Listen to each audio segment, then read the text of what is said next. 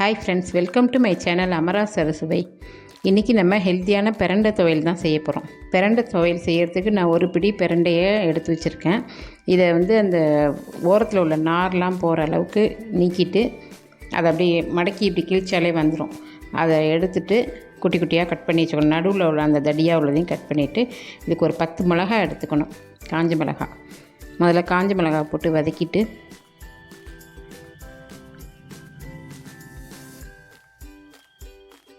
மிளகாவை ஒரு ஸ்பூன் எண்ணெய் விட்டு வதக்கணும்.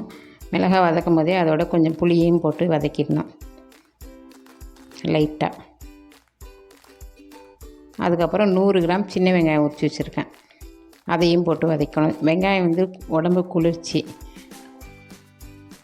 அதனால் பொதுவாக அதையே அடிக்கடி சேர்த்துக்கிறது நல்லது. பெரிய வெங்காயத்தை விட சின்ன வெங்காயம் தான் உடம்புக்கு நல்லது. சின்ன வெங்காயம் வாங்கும்போது எப்படின்னாக்கா, நம்ம வாங்கி வச்சுட்டு டைம் இருக்கும்போது அதில் உள்ள குட்டி குட்டி வெங்காயத்தெல்லாம் எடுத்து வச்சு உரித்து வச்சுக்கணும். அவசரமாக சமைக்கும்போது அதிலே பெருசு பெருசாக இருக்கும்ல, அதெல்லாம் எடுத்து உரிக்கலாம். இதெல்லாம் ஒரு சின்ன டிப்ஸு தான்.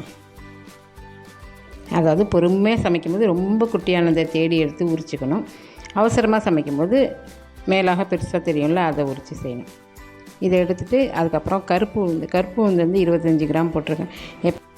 சட்னிக்கு, இட்லி பொடிக்கு இதெல்லாம் கருப்பு உளுந்து சேர்த்துக்கலாம். இதுதான் ரொம்ப ஸ்ட்ரென்த்து. அதனால் அதை எடுத்துகிட்டு அதுக்கப்புறமா அந்த நம்ம கட் பண்ணி வச்சுருக்கிற பிரண்டையை போட்டு இது கொஞ்சம் நல்லா வதங்கணும்.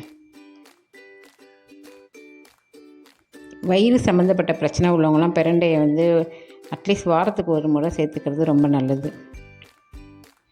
அது அவங்க பிரச்சனைக்கு ஒரு தீர்வாக இருக்கும்.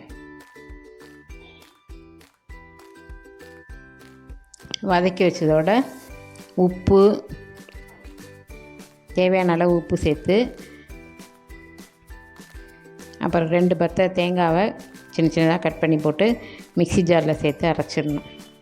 அரைச்சி எடுத்து தாளிச்சாக்க சுவையான பிரண்டை துவையல் ரெடி ஆகிடும். இது சாப்பாட்டுக்கும் சேர்த்து சாப்பிட்லாம், இட்லி தோசை கூட வச்சு சாப்பிட்லாம். சாப்பாட்டில் சூடாக சாப்பாடு இருந்ததுன்னா இது போட்டு நெய் போட்டு சாப்பிட்டோம்னா நல்லாயிருக்கும். இது என் தங்கச்சி வீட்டில் அவங்க செஞ்சிட்ருக்காங்க, நான் வீடியோ எடுத்துகிட்ருக்கேன்.